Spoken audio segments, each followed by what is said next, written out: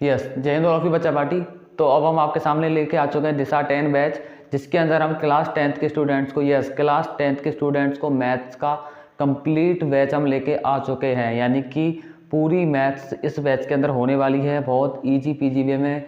यानी कि चैप्टर 1 से जितने भी सारे चैप्टर्स हैं कंप्लीट हम बुक को सॉल्यूशन करने वाले हैं। एक एक एग्जाम्पल, PYQs भी करेंगे, कॉन्सेप्ट्स भी करेंगे, सब कुछ करने वाले, कुछ भी छोड़ने वाले नहीं है। तो 100 आउट ऑफ 100 आने के लिए इस बैच को आप ज्वाइन कर लीजिए एंड शेयर कर दीजिए अपने फ्रेंड्स को। तो हम स्टार्ट करते हैं एकदम बेसिक से, एकदम जीरो से। तो चैप्टर नेम है हमारा चैप्टर 1 रियल नंबर्स। तो स्टार्ट करते हैं हम इस चैप्टर का बेसिक कॉन्सेप्ट एंड इंट्रो। तो आज की हमारी क्लास होने वाली है basic concepts and fundamental theorems के बारे में। तो सबसे पहले मैं बताता हूँ चैप्टर 1 के बारे में हम करेंगे क्या।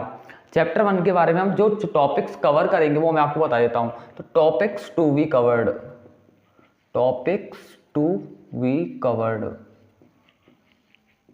यानी इस चैप्टर के अंदर कौन कौन से टॉपिक्स जो है हम कवर करेंगे। तो हमारा फर्स्ट टॉपिक रहेगा fundamental theorem of arithmetic, fundamental theorem of arithmetic.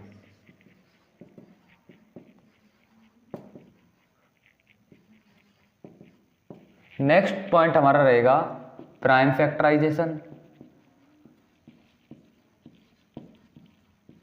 Prime factorisation and हमारा थर्ड टॉपिक रहेगा प्राइम फैक्टराइजेशन मेथड से LCM and HCF find out करना। तो थर्ड हमारा पॉइंट रहेगा LCM and HCF by prime factorisation method, prime factorisation method. और fourth point हमारा रहेगा relation between LCM and HCF. हम पढ़ेंगे एलसीएम और एचसीएफ का रिलेशन क्या होता है। और लास्ट पॉइंट हमारा रहेगा प्रूफ ऑफ इरेशनलिटी।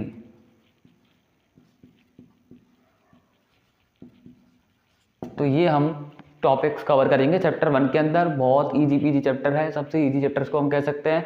तो टॉपिक्स जो हम कवर करने वाले हैं इस चैप्टर के अंदर, फंडामेंटल थ्योरम क्या होती है समझाऊंगा, प्राइम फैक्टराइजेशन बहुत इजी वे में करेंगे, फिर प्राइम फैक्टराइजेशन मेथड से हम LCM and HCF find out करेंगे, फिर एलसीएम और एचसीएफ का रिलेशन उनके बिटवीन रिलेशन हम पढ़ेंगे। उसके बाद हम प्रूफ ऑफ इरेशनलिटी, यानी कोई नंबर इरेशनल है तो उसको प्रूव करेंगे हम कि वो इरेशनल क्यों है। तो ये सारी चीज़ें हम बात करने वाले हैं। तो हम स्टार्टिंग से स्टार्ट करते हैं एकदम बेसिक से। तो सबसे पहले मैं आपको एकदम स्टार्टिंग से कराता हूँ। तो मुझे बताना आप कि व्हाट इज़ द नंबर। तो मैं रियल नंबर्स की बात करूँगा। तो what is the number, number क्या होता है मुझे आप लोग बताइए कि नंबर क्या होता है। नंबर को हम क्या नंबर बोल सकते हैं। तो मैं बेसिक से डेफिनेशन बोलूँगा, द ग्रुप ऑफ डिजिट्स। क्या बोला मैंने, द ग्रुप ऑफ डिजिट्स। क्या द ग्रुप ऑफ डिजिट्स, जो डिजिट्स का ग्रुप होगा, जब डिजिट्स का ग्रुप जो बनता है, क्या मैं उसको नंबर बोल सकता हूँ, क्या मैं उसको नंबर बोल सकता हूँ। फॉर एग्जाम्पल मैंने 3 डिजिट्स लिखे, फॉर एग्जाम्पल के लिए मैंने 2, 8 और 7 मैंने ये डिजिट लिख दिए। अब इनसे मुझे पता है कि कोई भी नंबर बनेगा, कुछ भी नंबर इनसे बन सकता है। ये नंबर बन सकता है, इसका ग्रेटेस्ट नंबर ही बनेगा। इनसे मिलके ये नंबर भी बन सकता है। आप बोलोगे सर ये भी बन सकता है, नेक्स्ट ये भी एक नंबर ही बनेगा इनसे मिलके एक नंबर ये भी बनेगा। तो बहुत सारी पॉसिबिलिटीज़ है, मतलब 6 पॉसिबिलिटीज़ तो मिनिमम है इनकी। तो मुझे एक चीज़ बताना, ये नंबर इनसे बनेगा। तो सपोज दैट मैंने ये नंबर मान लिया, तो मैं इसको क्या बोलूँगा, मैं इसको बोलूँगा नंबर। समझ में आया, मैं इसको बोलूँगा नंबर। और इन तीनों को मैं क्या बोलूँगा, डिजिट्स। क्या बोलूँगा, डिजिट्स। यानी कि जब मैंने 2 और मोर डिजिट्स को कंबाइन किया, जब मैंने 2 और मोर डिजिट्स को कंबाइन किया यानी ग्रुप किया, तो मुझे क्या मिला, नंबर। तो इसको हम क्या बोलेंगे, नंबर। और डिजिट जो होती है उसको बोलते हैं हम single digit number, single digit number. और हमारे सिंगल डिजिट नंबर 10 होता है, 0 to 9। तो 0, 1, 2, 3, 4, 5, 6, 7, 8, 9, 10 होता है। बेसिक सी जानकारी सी आपको आती है। अब हम बात करेंगे टाइप्स ऑफ नंबर्स की। टाइप्स ऑफ नंबर की अब मैं बात करने वाला हूँ। तो मैंने आपको समझाया कि व्हाट इज़ द नंबर। तो नंबर क्या होता है, जो जब डिजिट्स ग्रुप बनाती है तो वो एक नंबर बना लेती है। जैसे फ्रेंड्स, बहुत सारे लोग मिलकर बनाते हैं फ्रेंड्स का ग्रुप, ऐसे ही नंबर्स भी, डिजिट्स भी मिलके ग्रुप नंबर बना लेती है। नेक्स्ट है types of numbers, type of numbers मैं इसको बोल सकता हूँ। फर्स्ट है हमारा नेचुरल नंबर, फर्स्ट हमारा होने वाला है नेचुरल नंबर। तो मुझे बताओ नेचुरल नंबर क्या होता है। तो नेचुरल नंबर वो नंबर होते हैं जो स्टार्ट फ्रॉम वन, वो नंबर्स जो वन से स्टार्ट होते हैं वो नेचुरल नंबर होते हैं। फॉर एग्जाम्पल के लिए मैंने लिखा 1 2 3 4 और dot dot dot dot dot, और ये कहाँ तक जाते हैं? इन्फिनिटी तक। कहाँ तक जाते हैं? इन्फिनिटी तक। ये जो साइन होता है ये होता है इनफाइनाइट। इनफाइनाइट का सिंबल बोलते हैं इसको, हिंदी में बोला जाता है अनंत, यानी नॉट डिफाइंड हम इसको बोल सकते हैं, यानी कि कोई भी डिफाइंड नहीं होता, पता ही नहीं होता ये कहाँ है। इन्फिनिटी तो मतलब बहुत इन्फिनिटी होगा। सेकेंड टाइप का नंबर होता है हमारा होल नंबर। सेकेंड टाइप का नंबर होता है होल नंबर। होल नंबर क्या होता है? होल नंबर होता है वो नंबर जो जीरो से स्टार्ट होता है। आपने 9th क्लास के चैप्टर 1 में पढ़ा हुआ है कि होल नंबर नेचुरल नंबर क्या होते हैं। Whole number starts from zero, वो नंबर जो जीरो से स्टार्ट होते हैं वो सारे नंबर आपके होंगे होल नंबर, और ये भी कहाँ तक जाएंगे? इन्फिनिटी तक। कोई डाउट है क्या? बहुत ईजी। अब मैं एक स्टेटमेंट बोलता हूँ, कभी कभी आता है कि all natural numbers are whole number, yes और no. All naturals are whole, no. Yes होते हैं क्योंकि सारे नेचुरल नंबर होल में आते हैं, but all whole numbers are not natural, क्योंकि सारे होल नंबर नेचुरल नहीं है, because of zero whole number तो है लेकिन नेचुरल नंबर नहीं है। तो ये हमेशा ध्यान रखना कि all natural numbers are whole number but all whole numbers are not natural number. अब मैं एक स्टेटमेंट और बोलता हूँ, all whole numbers are natural numbers, all whole numbers are natural number except zero. Zero के अलावा सारे होल नंबर नेचुरल होते हैं क्या? तो आंसर क्या बोलोगे? ट्रू, यस, क्योंकि जीरो को छोड़ के तो सारे होल नंबर नेचुरल बन जाएंगे ना। अगर यहाँ से जीरो हटाओगे तो नेचुरल बनेगा। थर्ड नंबर है हमारा इंटीजर्स या इंटीजर नंबर्स। इंटीजर नंबर क्या होते हैं? इसको आई या जेड से हम रिप्रेजेंट कर सकते हैं, इसको एन से और इसको डब्ल्यू से। तो इंटीजर नंबर वो होते हैं जो नेगेटिव वाले भी होते हैं और पॉजिटिव वाले भी होते हैं। यानी कि मैं लिखूँ -∞ dot dot dot dot dot -3 -2 -1 0 1 2 dot dot dot dot plus infinity तक, ये सारे नंबर हमारे कौन से होते हैं? इंटीजर नंबर से इनको हम बोलते हैं, जिसमें नेगेटिव भी होता है, पॉजिटिव भी होता है और जीरो भी होता है। और जीरो ऐसा नंबर होता है ना इधर नेगेटिव, ये तो ना तो नेगेटिव होता है और ना पॉजिटिव होता है, ना तो नेगेटिव होता है ना पॉजिटिव होता है, ना इधर negative nor positive. Zero is neutral number, एकदम बैलेंस नंबर। अगला, इधर के नेगेटिव होते हैं, इधर के पॉजिटिव्स होते हैं। फोर्थ टाइप का हमारा नंबर है प्राइम नंबर। फोर्थ टाइप का हमारा नंबर है प्राइम से पहले मैं ले लेता हूँ इवन नंबर्स। इवन ऑड को भी मैं एक बार समझा देता हूँ orally.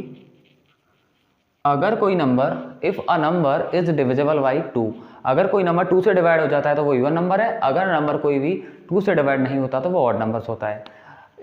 If number is divisible by 2, divisible by 2, अगर कोई नंबर 2 से डिवाइड होता है तो ये नंबर सारे 2 से डिवाइड होंगे, तो these all are even number. मैंने कोई भी एग्जांपल के लिए लिखा 512, ये नंबर इवन होगा या नहीं होगा? यस होगा, क्योंकि आपको पता है ये नंबर 2 से डिवाइड हो जाएगा। और जिस भी नंबर का लास्ट डिजिट 0 2 4 6 8 होता है वो नंबर हमेशा 2 से डिवाइड होता है। अगला नंबर है हमारा ऑड नंबर्स। तो सबसे पहले आप इसको राइट कीजिए, बहुत ईजी पीजी, हम टाइप्स ऑफ नंबर्स की बात कर रहे हैं तो ये आप लिख लेना, फिर नेक्स्ट में बात करता हूँ। अब हम नेक्स्ट बात करते हैं। नेक्स्ट है हमारा ऑड नंबर्स। ऑड इसका जस्ट अपोजिट है, तो ऑड नंबर्स की मैं बात कर लेता हूँ। ऑड नंबर्स वो नंबर्स होते हैं जो 2 से डिवाइड नहीं होते। जो 2 से डिवाइड नहीं होगा वो सारे ऑड नंबर्स। तो मैं लिखूंगा is not divisible by 2, is not divisible by 2, जो 2 से डिवाइड नहीं होता है। फॉर एग्जाम्पल के लिए जो 2 से डिवाइड नहीं होता, फॉर एग्जाम्पल के मैंने लिखा 3, मैंने लिखा 7 और 1 3 5 7 में लिख सकता हूँ अगर मैं ऑर्डर वाइज लिखूँ तो इस तरह से नंबर ऑड नंबर्स होते हैं, ठीक है ना। यानी कि 1 से लेके अगर मैं 10 तक के नंबर की बात करूँ, 1 से लेके 10 तक कितने तो ऑड नंबर होते हैं और कितने इवन होते हैं। तो 1 से लेके 10 तक आप एक बार काउंटिंग लिख के देखो, 1 2 3 4 5 6 7 8 9 10, ये कैसा नंबर है? ऑड। ये even, odd, even, odd, even, odd, even, odd, even. अब देखो इसमें 5 तो इवन नंबर्स हैं, 5 ऑड नंबर्स हैं, तो 1 से 10 के बीच 5 ही इवन होंगे, 5 ऑड होंगे।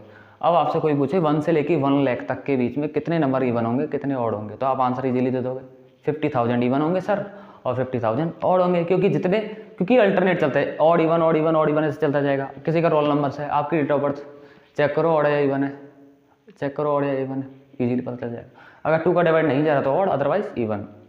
अब मैं मोस्ट इंपॉर्टेंट डेफिनेशन की बात करूँगा, प्राइम नंबर्स, जो कि बहुत ज़्यादा इंपॉर्टेंट है और इस चैप्टर में काम आने वाली है। अब मैं बात कर रहा हूँ 6 प्राइम नंबर्स की, इंपॉर्टेंट। तो प्राइम नंबर्स क्या होते हैं, तो सुनना आप ध्यान से, ये मैं रेज कर देता हूँ, फिर प्राइम नंबर की डेफिनेशन इजी पीजीली सुनना, बहुत ज़्यादा इंपॉर्टेंट। तो सबसे ज़्यादा सेल्फिश नंबर ये उसको हम बोल सकते हैं, सबसे ज़्यादा सेल्फिश नंबर, इस बहुत ज़्यादा सेल्फिश नंबर है ये। यानी कि ये नंबर बोलता है कि मैं 1 से और खुद से डिवाइड होऊंगा। If a number is divisible by 1 and it self, या मैं और सिंपल वर्ड्स में बोलूँ, अगर किसी नंबर के एग्जैक्टली 2 फैक्टर्स हैं। क्या बोला मैंने, अगर किसी नंबर के ओनली 2 फैक्टर्स हैं, ओनली 2 फैक्टर्स, यानी इसके कितने फैक्टर्स होंगे, 2 फैक्टर्स, किसके, प्राइम नंबर के। वो फैक्टर्स कौन कौन से होंगे, 1 एंड इट सेल्फ। और फैक्टर का मतलब क्या होता है, वो नंबर जो किसी को डिवाइड करता है वो फैक्टर होता है। यानी कि जैसे मैंने लिखा 5 को कौन कौन डिवाइड करता है, 1 एंड 5, तो 1 and 5 are the factor of 5, क्योंकि 1 और 5 को डिवाइड करते हैं। तो वो सारे नंबर जो किसी नंबर को डिवाइड करते हैं वो सारे नंबर फैक्टर्स होते हैं। समझ आया, यस। तो divisible by 1 and it self, अगर कोई नंबर 1 से खुद से ही डिवाइड होता है ओनली, इनके अलावा किसी और से नहीं, तो वो नंबर प्राइम होगा, अदरवाइज वो प्राइम नहीं होगा। फॉर एग्जाम्पल के लिए मैंने लिखा 2 प्राइम होगा क्या, यस, क्योंकि 2 1 से और 2 से डिवाइड हो रहा है। 1 तो 1 हो गया, 1 से तो होगा ही। देखो 1 तो मास्टर नंबर है, 1 सभी नंबरों को डिवाइड करता है, दुनिया में जितने भी नंबर है 1 से डिवाइड हो जाते हैं। और 2 इटसेल्फ खुद हो गया। अगला मैंने नंबर लिखा 3 प्राइम होगा क्या, यस, क्योंकि ये भी 1 और 3 से ही डिवाइड होता है। इसके बाद 5, यस होगा। लेकिन मैंने बोला 6, क्या 6 प्राइम नंबर होगा क्या, हम देखते हैं। 6 1 से भी डिवाइड हो रहा है, 6 2 से भी हो रहा है, 6 3 से भी हो रहा है, 6 6 से भी हो रहा है। जबकि मैंने तो कहा था कि 1 से और खुद से ही डिवाइड होना चाहिए, यानी कि इससे और इससे नहीं होना चाहिए। So it will not be prime number. ये नंबर 6 जो है वो प्राइम नहीं होगा, 6 कंपोजिट नंबर होगा। अभी बताऊंगा कंपोजिट क्या होता है। अब चलो मैंने एक एग्जाम्पल मान लिया 11, क्या 11 प्राइम नंबर हो जाएगा, यस, क्योंकि 11 जो है ना वो 1 से और खुद से डिवाइड होता है। कभी कभी एग्जाम में पूछ लिया जाता है which one is not the prime number, तो उसमें इस तरह के ऑप्शन आते हैं 2 3 5 6, तो हम 6 कर देंगे। 6 is not prime because of it have 2 और more factor, it have more than 2 factors, इसमें 2 से ज़्यादा फैक्टर्स हैं। अब मेरा एक स्टेटमेंट है कि क्वेश्चन बना के मैं नोट डाल के लिख देता हूँ, 1 इज प्राइम और नॉट, 1 इज, या क्वेश्चन बना के मान लो 1 इज प्राइम और नॉट। मैं पहले पूछ लेता हूँ आपसे, 1 इज प्राइम और नॉट बताओ, 1 प्राइम होता है या नहीं होता, तो आप क्या आंसर दोगे, 1 प्राइम होता है या नहीं होता। बहुत से लोग कह रहे होंगे सर होता है, लेकिन 1 कभी भी प्राइम नंबर नहीं होता। क्यों नहीं होता, क्यों नहीं होता, क्योंकि 1 ऐसा नंबर है जिसका कितना फैक्टर है, ओनली 1 फैक्टर है, ओनली 1 फैक्टर है। कौन सा 1 फैक्टर है, ओनली 1, क्योंकि 1 सिर्फ 1 से डिवाइड होता है। आप बोलोगे सर हमने क्या बोला था, अभी भी 2 फैक्टर्स होने चाहिए, लेकिन 1 का तो 1 ही फैक्टर है, 1। समझ आ रहा है ना। आप ये भी कह सकते हो कि 1 एंड इट सेल्फ, अब 1 को 1 तो 1 है ही, इट सेल्फ भी उसका 1 है, तो 1 को हम 2 टाइम्स तो लिखेंगे नहीं, तो इसके 2 फैक्टर्स नहीं है, यहाँ पे 1 फैक्टर है, इसलिए 1 कभी भी प्राइम नंबर नहीं होगा, याद रखना।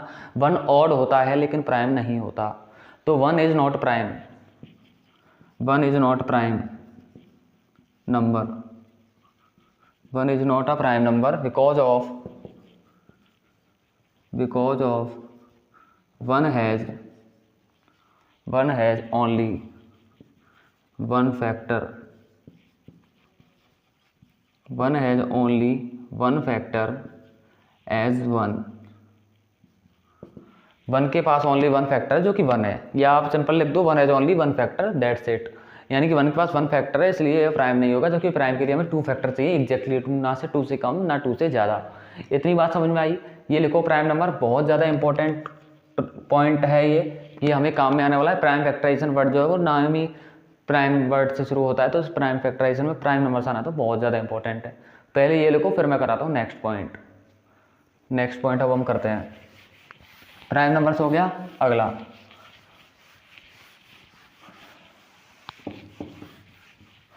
अब अगला पॉइंट डालना आप कोप्राइम नंबर्स। कोप्राइम नंबर्स,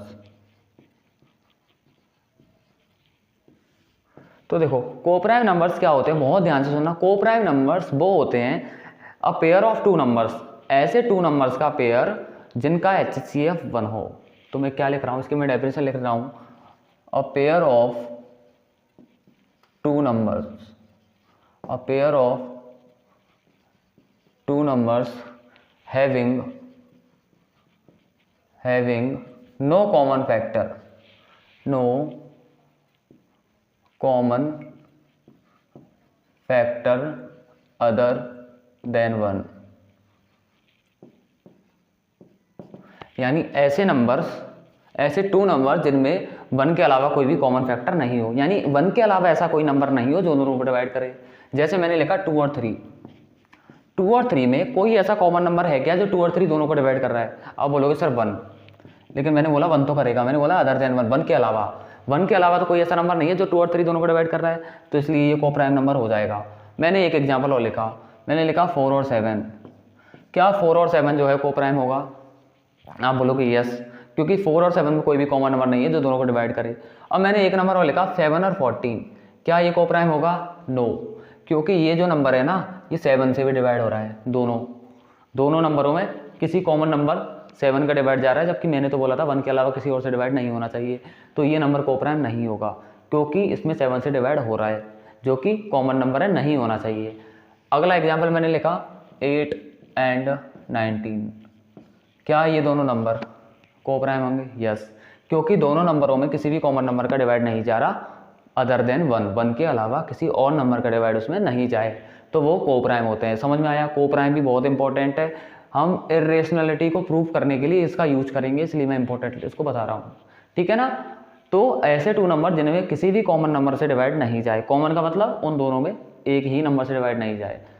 अब मैं एक स्टेटमेंट बोल रहा हूँ, किसी भी नंबर को कोप्राइम होने के लिए, कोप्राइम होने के लिए यानी कि कोई भी नंबर माना मैंने A और B है, इन दोनों के कोप्राइम होने के लिए उनका HCF क्या होना चाहिए? 1 होना चाहिए। HCF क्या होना चाहिए? 1, ये डेफिनेशन है। और HCF 1 क्यों होना चाहिए मैं HCF सिखाऊंगा, तब बताऊंगा कि HCF 1 कैसे होगा। और एक स्टेटमेंट बोल रहा हूँ, अब दो नंबर कोप्राइम होंगे इफ के लिए कोई ज़रूरी नहीं है, ये नेसेसरी नहीं है कि वो दोनों नंबर प्राइम हो। बहुत से बच्चे बोलते हैं सर ये नंबर कोप्राइम तो है, लेकिन इसमें ये वाला नंबर प्राइम नहीं है, ये तो प्राइम है, ये वाला प्राइम नहीं है। तो मैं एक चीज़ बोलता हूँ, कोई भी नंबर अगर कोप्राइम है ना, तो इसके लिए ये ज़रूरी नहीं है कि वो दोनों नंबर प्राइम हो। बस हमारे पास तो एक ही कंडीशन है कि उनमें 1 के अलावा किसी और नंबर से डिवाइड नहीं होना चाहिए, तो नहीं हो रहा तो ये नंबर कोप्राइम हो जाएगा। अब ये ज़रूरी नहीं है कि 4 तो सर प्राइम नंबर नहीं है, फिर ये कोप्राइम कैसे हो गया? नो, वो पेयर कोप्राइम है। समझ में आया? वो पूरा जो पेयर है टू नंबर्स का वो कोप्राइम है, उनमें 1 के अलावा किसी का डिवाइड नहीं होना चाहिए। समझ आया? तो अगला नंबर है हमारा कंपोजिट नंबर्स, और ये भी इंपॉर्टेंट है, इसका एक क्वेश्चन भी करेंगे हम। कंपोजिट नंबर तो सिंपल सी डेफिनेशन है, अगर किसी नंबर के 2 फैक्टर्स हैं तब तो वो प्राइम होगा, लेकिन अगर किसी नंबर के 2 से ज़्यादा फैक्टर हैं, जैसे 3 या 4, 5, 6, 7 ऐसे, तो वो नंबर कंपोजिट हो जाएगा। जैसे कि 6 मैंने बताया था आपको, तो फॉर इसका डेफिनेशन हम क्या लिखेंगे? 3 और मोर फैक्टर्स, 3 और मोर फैक्टर्स। और फैक्टर वो होता है जो किसी नंबर को डिवाइड करता है, ठीक है ना। यानी कि कोई नंबर अगर 3 या 3 से ज़्यादा नंबरों से डिवाइड हो जाएगा तो वो उसको बोलेंगे हम कंपोजिट। फॉर एग्जांपल के लिए 4 सबसे स्मॉलेस्ट कंपोजिट नंबर होता है, ये 3 नंबर से डिवाइड हो रहा है, इसलिए ये कैसा हो जाएगा? कंपोजिट। 1 कंपोजिट है क्या? नो, क्योंकि 1 का 1 ही फैक्टर है, ना तो 1 प्राइम है ना ही कंपोजिट है। 1 is only the odd number. Second, 2 is prime क्योंकि 2 के 2 ही फैक्टर है। 3 प्राइम है, 4 कंपोजिट है, 5 प्राइम है, 6 कैसा नंबर है? 6 भी कैसा नंबर है? कंपोजिट, क्योंकि 6 के 3 से ज़्यादा फैक्टर हैं। अब ऐसे आप बहुत सारे एग्जांपल मान सकते हो, वो नंबर जिनके 3 या 3 से ज़्यादा फैक्टर होते हैं वो होते हैं आपके कंपोजिट नंबर। तो इजी पीजीली मैंने ये समझा दिया, एक बार मैं ओरली समझा देता हूँ। Natural number start from 1, whole number start from 0, integers वो नंबर जो नेगेटिव पॉजिटिव और 0 होता है उनमें, ठीक है ना, यानी होल पार्ट में रहते हैं, वो डेसिमल में नहीं होंगे कभी। आप सोचो कि -∞ से +∞ डेसिमल भी आ जाएगा, नो, सिर्फ फिक्स नंबर होगा। इसके बाद मैंने आपको बताया था इवन नंबर जो 2 से डिवाइड होता है इवन, जो 2 से डिवाइड नहीं होता वो ऑड। नेक्स्ट में होता है प्राइम नंबर, जो 1 से और खुद से डिवाइड होते हैं, वो यानी जिनके एग्जैक्टली 2 फैक्टर्स होते हैं, ओनली 2 फैक्टर्स होते हैं, प्राइम नंबर। इसके बाद मैंने बताया था आपको को प्राइम नंबर्स, वो 2 नंबर्स का पेयर जिसमें 1 के अलावा किसी और कॉमन नंबर से डिवाइड ना हो। उसके बाद बताया मैंने कंपोजिट, जो कि ये भी इंपॉर्टेंट है। कंपोजिट नंबर वो होते हैं जिसके 3 या 3 से ज़्यादा फैक्टर होते हैं, या मैं बोलूँ मोर देन 2 फैक्टर होते हैं, मोर देन 2 यानी 2 से ज़्यादा, वो होते हैं आपके कंपोजिट नंबर। तो ये आपके टाइप्स ऑफ नंबर फिनिश हो गए। अब हम पढ़ेंगे फंडामेंटल थ्योरम और अर्थमेटिक, बहुत ईजी वे में, बहुत ईजी पीजी वे में। ये पॉइंट्स इसलिए इंपॉर्टेंट थे क्योंकि ये पॉइंट्स हम यूज करेंगे, अभी बहुत जगह हमें यूज में आएंगे ये नंबर्स। तो अब हेडिंग लगाना fundamental theorem of arithmetic.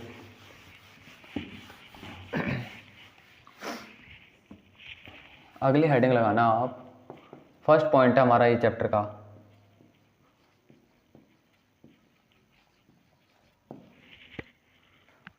Fundamental theorem of arithmetic.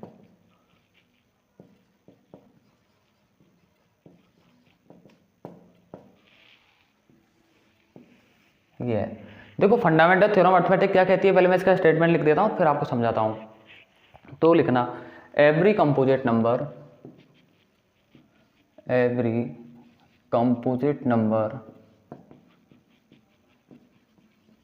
Can be expressed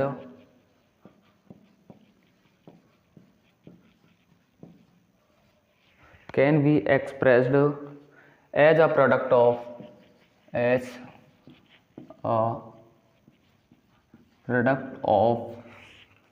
of primes या प्राइम नंबर्स। तो मैंने ये लिखा, कोई भी कंपोजिट नंबर होता है, कोई भी कंपोजिट नंबर का मतलब अभी मैं बताया था, जो नंबर जिसके 3 या मोर फैक्टर्स हो उसको रिप्रेजेंट कर सकते हैं हम प्राइम फैक्टर्स के मल्टीप्लाई के रूप में, प्रोडक्ट मतलब मल्टीप्लाई के रूप में। फॉर एग्जांपल के लिए मैंने कोई भी नंबर ले लिया 12, तो इसके हम फैक्टराइज करते हैं। फैक्टराइज का मतलब इस तरह से करते हैं हम फैक्टराइज। अब फैक्टराइज जब मैंने इसको किया तो मैं इसको डिवाइड करूंगा 6 बार, 2 3 जा 6, 3 1 जा 3। तो मैं 12 को ऐसे लिख सकता हूँ क्या, ये समझ में आ रहा है? आप मल्टीप्लाई करोगे यही आएगा। तो किसी भी नंबर को, किसी भी कंपोजिट नंबर को, ये कंपोजिट नंबर है, इसको मैं प्राइम नंबर्स के प्रोडक्ट के रूप में लिख सकता हूँ। तो फंडामेंटल थ्योरम क्या कहती है कि कोई भी आपके पास कंपोजिट नंबर होगा ना, उसको आप फैक्टराइज करोगे, फैक्टराइज मतलब उसके फैक्टर्स करोगे। मैंने फैक्टर्स किया तो आप उसको प्राइम नंबर्स, क्योंकि ये तीनों प्राइम नंबर्स हैं, ये सारे कैसे नंबर्स हैं, प्राइम के मल्टीप्लाई के रूप में आप लिख सकते हो उसको। तो आप ऐसे लिखोगे तो आंसर वही आएगा। लेकिन मुझे एक चीज़ बताना, क्या ये फैक्टर को मैं ऐसे लिख सकता हूँ क्या, ये भी तो 12 होगा, एक और मैं लिखता हूँ, ये भी तो 12 होगा, एक और मैं लिखता हूँ, ये भी तो 12 होगा, ये भी तो 12 होगा। बहुत सारी पॉसिबिलिटीज़ बनेंगी, और ये भी तो हो सकता है। तो ये सारी कंडीशन पॉसिबल है। फिर हमसे यही क्यों बोला? तो देखो अब हमारे पास एक वर्ड आया बाद में निकल के, क्या, प्राइम फैक्टराइजेशन। क्या वर्ड आया, प्राइम फैक्टराइजेशन। यानी कि कोई भी नंबर को हमें प्राइम फैक्टराइज करना है, यानी ये तो फैक्टराइज है, इन सबको हम क्या बोलेंगे, फैक्टराइज। क्या बोलेंगे, फैक्टराइज। फैक्टर्स में इनको बोल सकता हूँ या फैक्टराइजेशन में, फैक्टराइज ही हमने किया है इनको। लेकिन अगर मैं बोलूँ प्राइम फैक्टराइजेशन की बात करूँ तो प्राइम फैक्टराइजेशन में सिर्फ यही नंबर्स आएंगे, क्योंकि प्राइम फैक्टराइजेशन वो फैक्टराइजेशन होता है जिसमें सभी प्राइम्स हों, सभी प्राइम नंबर्स हों। तो प्राइम नंबर्स तो सिर्फ इनमें ही है, इनमें प्राइम नहीं है। 4 is not prime, 12 is not prime, 12 is not prime. लेकिन ये नंबर्स को हम इस तरीके से प्रोडक्ट के फॉर्म में लिख तो सकते हैं, इनका भी इक्वल 12 है। लेकिन प्राइम फैक्टर्स की अगर मैं बात करूं तो प्राइम फैक्टर्स के रूप में मैं इनको इसी तरीके से लिख सकता हूं। समझ में आया? तो फंडामेंटल थ्योरम क्या कहती है, फंडामेंटल थ्योरम कहती है किसी भी नंबर को हम उसके प्राइम फैक्टराइजर के फॉर्म में लिख सकते हैं। तो प्राइम फैक्टराइजर के रूप में लिखूंगा तो मैं इस तरीके से नहीं लिखूंगा, क्योंकि ये नंबर प्राइम्स नहीं है, ठीक है ना।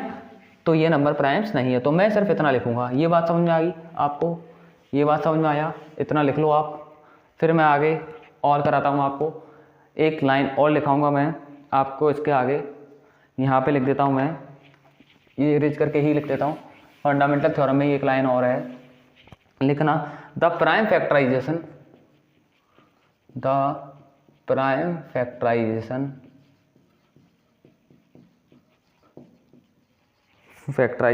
Of natural number is unique, comma is unique, comma except for the order of its factor, for the order of its factors। तो देखो ये लाइन का मीनिंग क्या है कि जो प्राइम फैक्टराइजेशन होता है ना नेचुरल नंबर्स का या कंपोजिट नंबर्स का, कुछ भी बोल सकते हैं, इज यूनिक, वो यूनिक होता है। यूनिक का मतलब वो एक प्रॉपर वे रहता है, मतलब कि आप चाहे इसको ऐसे लिखो चाहे इसको ऐसे लिखो, इसको ऐसे लिखो या ऐसे लिखो, लेकिन एक्चुअल वैल्यू तो वही आ रही है ना। इसको भी आप 2 का स्क्वायर मल्टीप्लाई 3 बोलोगे, इसको भी आप 2 का स्क्वायर मल्टीप्लाई 3 बोलोगे या नहीं बोलोगे। आप चाहे पहले 3 लिखो 2 लिखो, वो यूनिक रहेगा। यूनिक मतलब फिक्स रहेगा और वो उसका ऑर्डर चेंज हो सकता है। ऑर्डर हमने चेंज किया तब भी वो यूनिक है, तब भी तो 2 बार 2 है, 1 बार 3 है, 2 बार 2 है, 1 बार 3 है। इसका मैं एक एग्जांपल लेके आपको समझाता हूँ। फॉर एग्जांपल के लिए मैंने एक नंबर ले लिया मैंने 36, और मैं 36 के क्या करता हूँ, फैक्टर्स करता हूँ। तो मुझे बताओ प्राइम फैक्टर्स मैं इसके करता हूँ, तो मैं पहले 2 से डिवाइड करूँगा तो आंसर आएगा 18, वापस 2 से करूँगा तो आंसर आएगा 9, 3 3 जा 9, 3 1 जा 3। यानी कि मैंने 36 को इक्वल करके ऐसे लिख सकता हूँ, क्या लिख सकता हूँ ना। अब मान के चलो कोई बच्चा पार्टी मेरे पास आया और उसने बोला सर मुझे तो ना ये जो डिवाइड है ना, मुझे पहले 2 से नहीं करना, मुझे 3 से करना है। तो मैं कहूँगा कर लो। 3 से डिवाइड करेगा तो आंसर क्या आएगा 12, वापस 3 से करेगा वो, या वो बोल रहा है कि सर अब मुझे 2 से करना है, तो मैं कहूँगा कर लो। अब 2 से कर लेगा वो, 6 आया। अब उसके फिर दिमाग में आ गया कि सर मुझे अब 3 से करना है, कर लो। किसी से भी नंबर से कर लो, आपका जो आंसर निकल के आएगा ना 2 बार 2 3 बार 3 भी 2 बार 2 भी 2 बार 3 भी 2 बार, तो उसके आंसर पे कोई भी इम्पैक्ट नहीं पड़ेगा। वो आंसर जो होगा वो यूनिक होगा, और चाहे उसका ऑर्डर आप चेंज कर लोगे लेकिन उसके आंसर पे कोई भी इम्पैक्ट नहीं पड़ेगा। और इसी को हम क्या बोलते हैं, प्राइम फैक्टराइजेशन। इसको ही हम क्या बोलते हैं, प्राइम फैक्टराइजेशन। क्योंकि ये सारे नंबर कैसे हैं, प्राइम है, और ये नंबर हमेशा ही क्या होंगे, प्राइम होंगे। तो कोई भी नंबर प्राइम फैक्टराइजेशन के रूप की फॉर्म में राइट किया जा रहा है तो वो होता है आपका प्राइम नंबर्स के प्रोडक्ट के फॉर्म में, तो वो प्राइम फैक्टराइजेशन बोलते हैं उसको हम। क्योंकि इसमें हम नंबर्स को प्राइम नंबर्स के मल्टीप्लाई के रूप में लिखते हैं। तो मैं इसको लिख सकता हूँ प्रोडक्ट ऑफ प्राइम्स या prime numbers, product of prime numbers. तो ये जो नंबर है वो प्रोडक्ट ही तो है प्राइम नंबर्स का। आप इसको चाहो तो ऐसे भी लिख सकते हो। समझ में आया?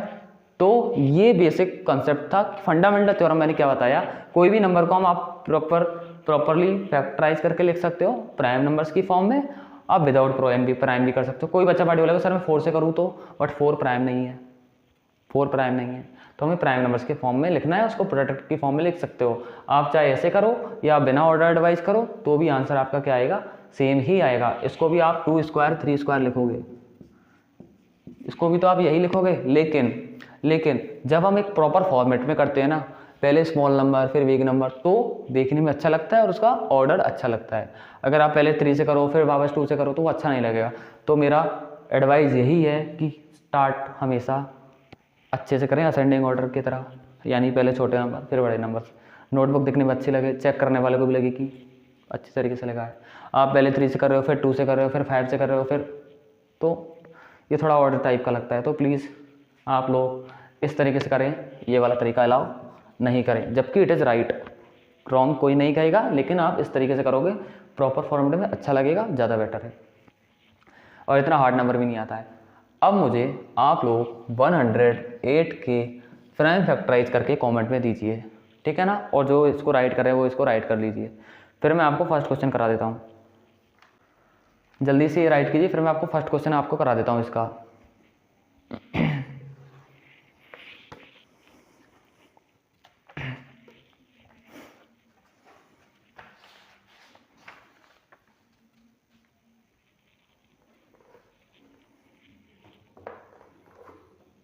अगला क्वेश्चन लिखते हैं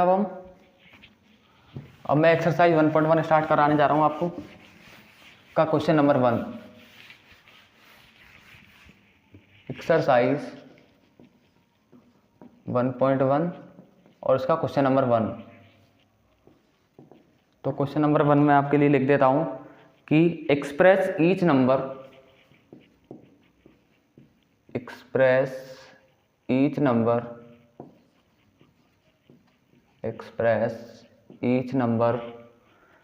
as a product of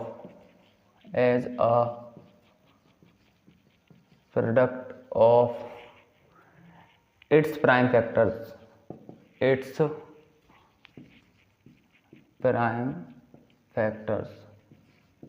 समझ में आया? और मज़ा आ रहा है ना क्लास में? बहुत ईजी पीजी होने वाली है। हमने क्वेश्चन वाइज स्टार्ट किया दिया एक्सरसाइज का, पूरे एक्सरसाइज को कंप्लीट करेंगे बहुत ईजी वे में। तो फर्स्ट इसका क्वेश्चन है हमारे पास। फर्स्ट क्वेश्चन मैं आपके लिए लिख देता हूँ। फर्स्ट क्वेश्चन है आपका 140। तो हमें इसको क्या करना है, पहले क्वेश्चन को आप पढ़िए, फिर इसका हम आंसर या सॉल्यूशन की बात करेंगे। आपको एक्सप्रेस करना है, यानी एक्सप्रेस का मतलब होता है व्यक्त करना, ईच नंबर, हर एक नंबर को, यानी 5 क्वेश्चन है 5 को। प्रोडक्ट मतलब होता है मल्टीप्लाई की फॉर्म में, उसके प्राइम नंबर्स के मल्टीप्लाई की फॉर्म में लिखना है। बहुत ईजी पीजी। तो सबसे पहले 140 को आप लिखिए। अब सबसे स्मॉलेस्ट प्राइम नंबर का आप डिवाइड करो। आपको पता है 0 लास्ट में, तो वो नंबर 2 से डिवाइड हो जाएगा। 2 से डिवाइड करोगे कितनी बार? 70 बार। वापस 2 से चला जाएगा 35। अब नहीं जाएगा ये 2 से। अब आपको है ना एक ट्रिक और बता देता हूँ। कोई नंबर 3 से डिवाइड कब होगा? जब उस नंबर के सभी डिजिट का सम 3 के टेबल में आ जाए। जैसे मैंने बोला 21, आप बोलोगे सर 21 में 3 का डिवाइड होगा क्या? आप इन दोनों का प्लस करो, कितना हुआ? 2 और +1 3। 3 के टेबल में आता है, मतलब 21 3 से डिवाइड हो जाएगा। 3 7 जा 21। मैंने एक नंबर लिखा 24 में 3 का डिवाइड जाएगा क्या? 2 का तो जाएगा, 3 का जाएगा क्या? यस, क्योंकि 4 और 2 6 होता है, और 6 3 के टेबल में आता है। मैंने कोई बड़ा नंबर लिख लिया 1 2 3, क्या इस नंबर में 3 का डिवाइड जाएगा? यस, क्योंकि 3 और 2 5, 5 और 1 6। ऐसे ही मैंने लिखा 1 1 1, इसमें 3 का डिवाइड जाएगा? यस, तीनों का +3 है। अगर किसी नंबर के सभी डिजिट का सम 3 की टेबल में आता है तो वो नंबर 3 से डिवाइड हो जाता है। ये 3 का ट्रिक था, ठीक है ना? नेक्स्ट, और 4 का तो पता ही नहीं करना, क्योंकि 4 तो कंपोजिट है, प्राइम नहीं है, तो 4 का तो आएगा ही नहीं। अब किसका देंगे हम? 5 का। 3 का नहीं जा रहा तो 5 पे आ जाओ। 5 7 जा 35, 7 1 जा 7। तो इसका आंसर हम क्या लिख देंगे? इसका आंसर हम लिख देंगे 2 × 5 × 7। आंसर हो गया 2 का स्क्वायर × 5 × 7। 2 2 टाइम्स है, इसलिए 2 का स्क्वायर हो गया। बहुत ईजी क्वेश्चन था, इसको राइट करो। और जिसका हो गया उसके लिए नेक्स्ट क्वेश्चन अभी मैं देने वाला हूँ। नेक्स्ट क्वेश्चन है 156, सेकंड वाला 156। बहुत मज़ेदार क्वेश्चन है, ईजी पीजी। जल्दी कमेंट करके आंसर बताओ, जल्दी से आंसर बताइए मुझे।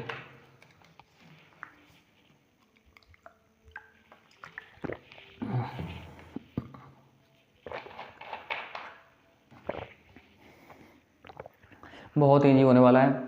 जिस तरीके से हमने क्लास 9th में किए थे ना एक चीज़, सेम वही करने वाले हैं, और 100 आउट ऑफ 100 तो आके रहेंगे। और ये क्वेश्चन जरूर आता है एग्जाम में, प्राइम फैक्टराइजेशन करने वाला क्वेश्चन 1 नंबर के लिए श्योरली आता है। अब देखो इधर 156, आपको अच्छे से पता है। सबसे पहले आप किस नंबर से डिवाइड कर लो? 2 से कर लो। आप 2 से कर लीजिए। तो 2 से आप डिवाइड करोगे, 2 7 जा 14, 1 बचा, 2 8 जा 16, वापस 2 से कर लो, 2 3 जा 6, तो 1 बचा, 2 9 जा 18, अब 39, 3 से डिवाइड हो जाएगा, 3 1 जा 3, 3 3 जा 9। अब आपको पता है कि 13 जो है ना वो प्राइम नंबर होता है, 13 प्राइम नंबर होता है। तो ये आ गया। देखो 11 13 के बाद आपका 14 प्राइम नहीं होता, 15 भी प्राइम नहीं होता, 16 भी होता, 17, फिर 19, ये प्राइम नंबर्स होते हैं, फिर 23 प्राइम होता है। तो आप इसको लिख दोगे 2 का स्क्वायर 3 और 30, ये हमारा आंसर आ जाएगा। 2 का स्क्वायर × 3 × 13। तो कोई डाउट है क्या इसमें? हार्ड तो नहीं लग रहा ना, बहुत ईजी है। अगला नंबर है 3825। थर्ड हमारा क्वेश्चन है 3825। अब आप ये आसानी से कर सकते हो, बहुत ईजी वे में। तो आप सबसे पहले 2 का डिवाइड तो उसमें जाएगा नहीं, 3 का चेक करो, इन सब का +3 के टेबल में आ रहा है क्या? 5 और 2 7, 7 और 8 15 और 3 18 आता है, मतलब इसमें 3 का डिवाइड चला जाएगा। तो आप 3825 के अंदर आप डिवाइड करो, किस नंबर से, 3 से डिवाइड करो। आप 3 से इसमें डिवाइड करो और मुझे पूरा करके जल्दी से बताइए कमेंट में आंसर क्या आता है। आंसर हमारा क्या आ जाता है आप मुझे जल्दी से बता दीजिए। जल्दी आंसर कमेंट में बताइए, तब तक मैं कर देता हूँ।